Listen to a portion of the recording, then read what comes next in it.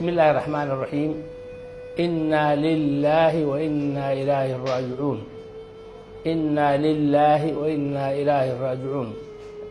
إنا لله وإنا إليه راجعون. maantay oo taariikhdu tahay 28-ka bisha 12aad 2019 waxay tahay maalin madow. runtii waxaa dhacay masiibo qaran baa dhacay. waxaa dib soo gaaray arday Soomaaliyeed oo runtii waalidiin ay u soo dirsadeen waxbarasho, kuwaasoo dib loogu celiyay iyagoo meeyda. runtii arrin aad u xanuun badan weeye. arrintaas waa arrinta aan dareemi karno anagoo waalidiina, maamul ahaan, macallimiin ahaan dhibkaas dhacay oo runtii aan aad uga tacsiinayno. arrintaas iyadaahi waxaan u tacsiyanayaa dhammaan ummadda Soomaaliyeed. waxaan u tacsiyanayaa mu'asasada Banaadir ee tacliinta sare. waxaan u tacsiyanayaa maamulka iyo ardayda iyo waalidiinta oo maanta runtii arrintaasi masiibadaahi ay saameysay. arrintan iyadaahi waxa weeye waa arrin aad runtii ummadda Soomaaliyeed ku abuurtay nabar, ku abuurtay walwal.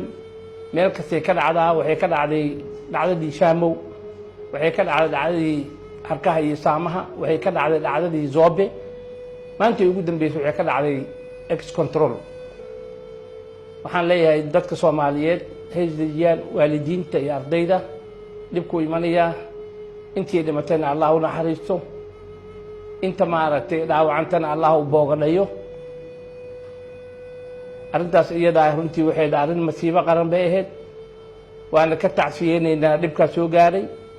aad baan runtii uga mahad celinayaa dhammaan mas-uuliyiinta kala duwan ee jaamacadaha iyo aqoon-yahanka iyo indhergaradka Soomaaliyeed oo runtii nooga soo tacsiyeeyey dhibkaas maantay soo gaaray jaamacadda Banaadir.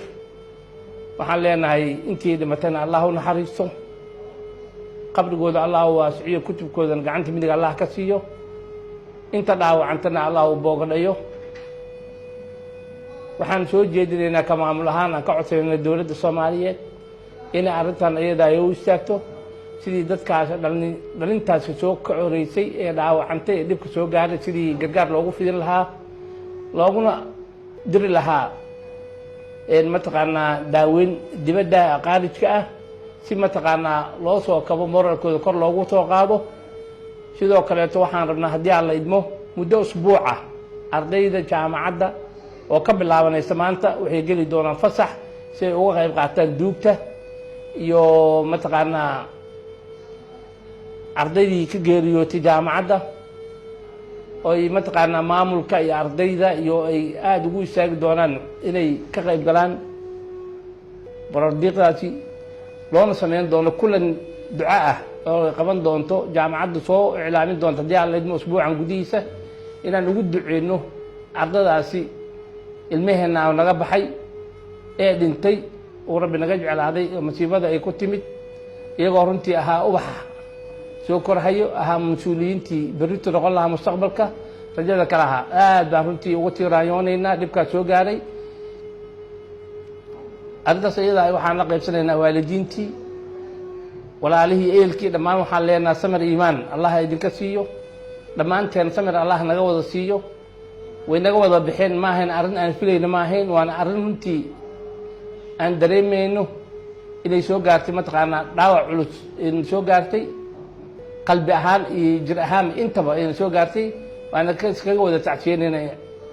aad baan mataqaanaa u mahadsantihiin intii nala murugootay, intii noo soo tacsiyeysay, intii noo istaagtay dhibkaas dhacay. asalaamu calaykum waraxmatullahi wabarakatu.